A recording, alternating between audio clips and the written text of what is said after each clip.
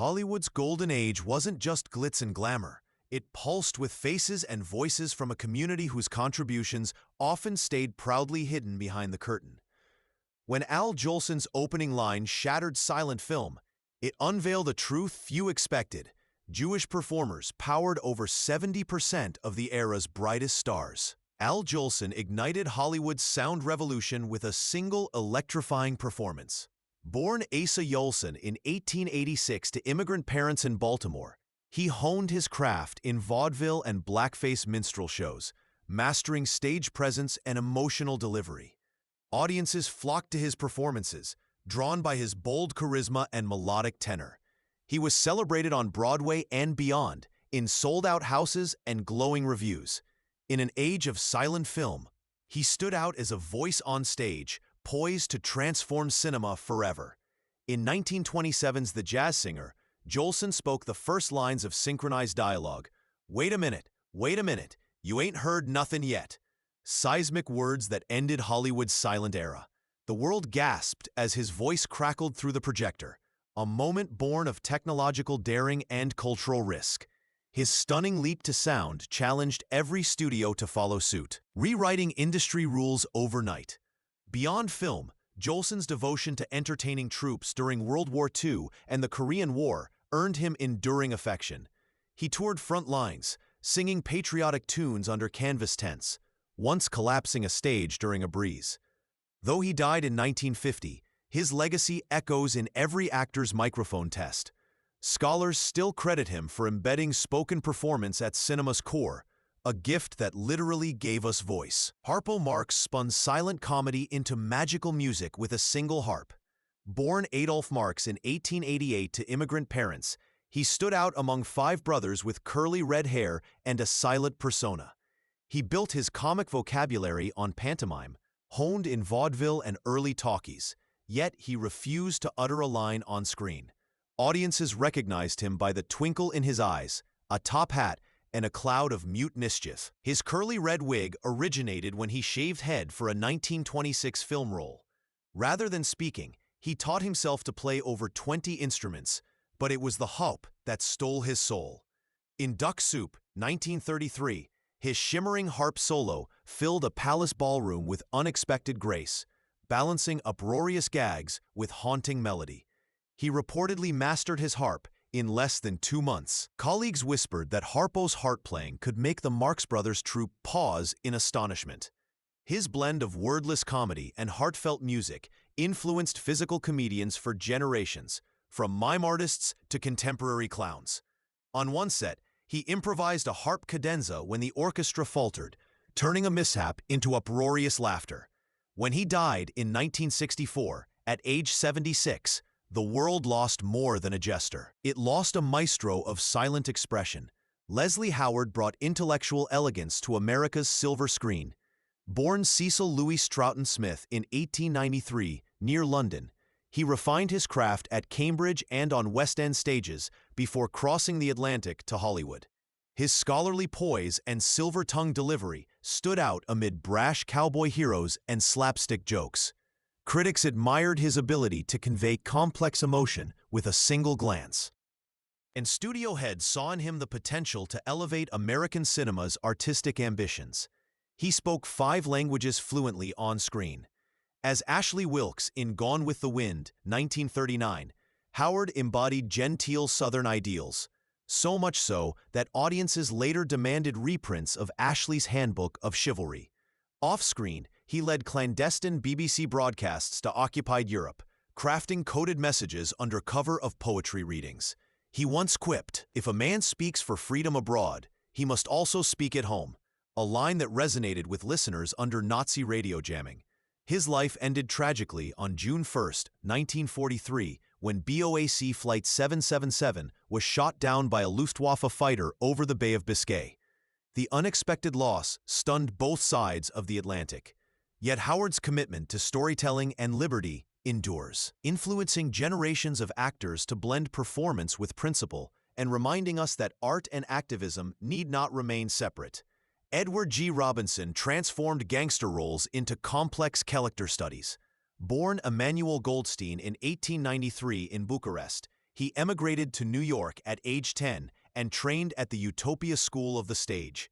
Early on, he took character parts on Broadway, showing a flair for intensity and nuanced emotion. Casting directors noticed his sharp features and gravelly voice, soon billing him as the perfect portrait of the American underworld's cunning and desperation.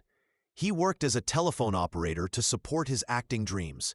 In 1931's Little Caesar, Robinson delivered Mother of Mercy, Is This the End of Rico? With chilling despair, redefining villainy as a mirror for human ambition. His performance influenced every subsequent gangster film, from Scarface to The Godfather. Off-camera, he collected works by Picasso and Rembrandt, once storing paintings in his Broadway apartment, an unexpected contrast to his on-screen menace. Variety hailed him as the most terrifying man in America in an early review. As the Red Scare forced many actors into silence, Robinson spoke out against HUAC, facing FBI scrutiny yet refusing to name names. He continued shifting between gritty dramas and tender biopics, earning an Academy Honorary Award posthumously in 1973. His blend of charisma, vulnerability, and principled stand still shapes how actors approach morally ambiguous roles. Jack Benny orchestrated comedy with impeccable timing and a signature violin. Born Benjamin Kubelski in 1894 in Chicago, he started in vaudeville at age 12 before finding his voice on radio. His character was famously stingy and vain, mastering the art of the pause, an invisible beat that turned silence into laughter. Audiences would lean forward, waiting for that single elevated eyebrow or a drawn-out scratch of his violin, and deliver a punchline with surgical precision. On the Jack Benny program, which ran from 1932 to 1955, he perfected a self-deprecating style that revealed humanity beneath humor. His legendary long-running mock feud with Fred Allen wildly fueled both shows' ratings. When accepting an award, he quipped, "I don't deserve this, but I have arthritis, and I don't deserve that either," a line immortalized in American comedy. Transitioning seamlessly to television, he carried his radio fans along, crafting a sketch-based sitcom that felt like a gathering of old friends. His influence echoes in every sitcom's laugh track and timing. Writers study his use of silence as a tool. His show's 23-year run still ranks among television's longest, and modern comedians cite his deadpan mastery as foundational. He died in 1974, but every raised eyebrow and violin scratch still resonates as a testament to comedic craftsmanship. Bert Lahr roared to stardom as the Cowardly Lion with breathtaking vulnerability. Born Irving Lahrheim in 1895 in New York City, he cut his teeth in vaudeville, burlesque, and the Columbia burlesque circuit by age 15. His rubbery facial expressions and booming voice made him a standout in Broadway reviews, where he often improvised lyrics on the spot. Critics praised his ability to blend slapstick with emotional depth, and audiences flocked to see the man who could elicit laughs and sympathy in equal measure. He trained at the American Academy of Dramatic Arts. In MGM's The Wizard of Oz, 1939, Lahr donned a 50-pound costume and 4-hour makeup ritual to become the Cowardly Lion. His sing-songy roar and trembling courage scene captured hearts, with his improvised purr earning him a spontaneous ovation during the first preview. He later reflected, "I found courage in friendship, love, and a good tailor," a sentiment that echoed with every Green Mile stroll down Yellow Brick Road. After Oz, he returned to Broadway musicals and launched comedy records with his trademark growl. He premiered television specials in the 1950s, pioneering the variety show format for character actors. Lahr passed away in 1967, but the Lion's blend of humor and heart continues to inspire performers seeking to balance whimsy with humanity. George Burns aged like fine whiskey, growing funnier with every passing year. Born Nathan Birnbaum in 1896 on New York's Lower East Side, he teamed with Gracie Allen to pioneer vaudeville comedy. Their rapid-fire banter and absurdist logic delighted theatergoers, then translated flawlessly to radio in 1932. Their catchphrase, "Say goodnight, Gracie," whispered by Burns as Allen said, "Goodnight, Gracie," became a cultural staple. He performed over 3,000 sold-out vaudeville shows before moving to legendary radio. Decades later, in 1975's The Sunshine Boys, Burns played Al Lewis and won an Academy Award at 80.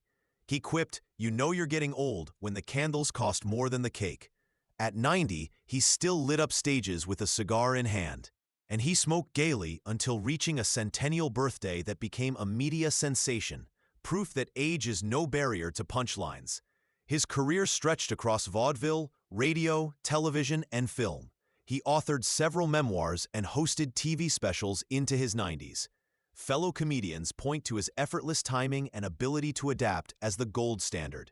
He passed away in 1996 at 100, leaving behind a blueprint for showbiz longevity and reminding us that humor only sharpens with time. Historians credit his career for shaping the concept of sitcom longevity. Lee Strasberg forged a new acting gospel that shook Hollywood's foundations. Born in 1901 near Budzanov in Austro-Hungary, Lee Strasberg immigrated to New York at age 10 and co-founded the Group Theater in 1931. Frustrated by stilted performances, he experimented with psychological realism and emotional recall exercises. By 1947, he took over the Actors Studio, transforming a small New York workshop into a crucible for the nation's finest performers, drawn by whispered promises of authenticity. He championed method acting, urging students to mine personal memories for emotional truth. Marlon Brando, Elia Kazan, and Marilyn Monroe flocked to his classes, where he famously declared, "The actor must live the part." Strasberg kept meticulous diaries detailing breakthroughs and breakdowns over 30 years. His rigorous sessions sometimes sparked controversy, yet every tremor of authenticity owed homage to his radical pedagogy. Today, nearly every serious actor traces lineage to Strasberg's teachings, whether in theater, film, or streaming giants.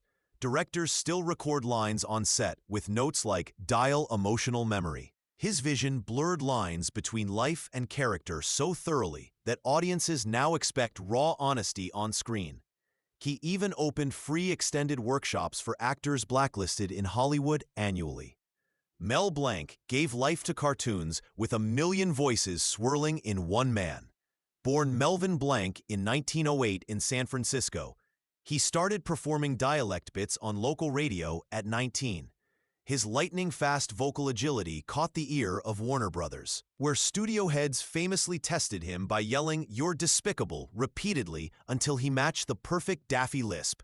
His early radio sketch work honed his uncanny ear for character, preparing him for Warner's animated revolution. Over 3 decades, Blanc voiced Bugs Bunny, Daffy Duck, Porky Pig, and over 80 other characters, each with distinct accents and quirks. When auditioning for Bugs, he hopped into a recording booth, munched a carrot, and ad-libbed, "What's up, Doc?" securing the role on the spot.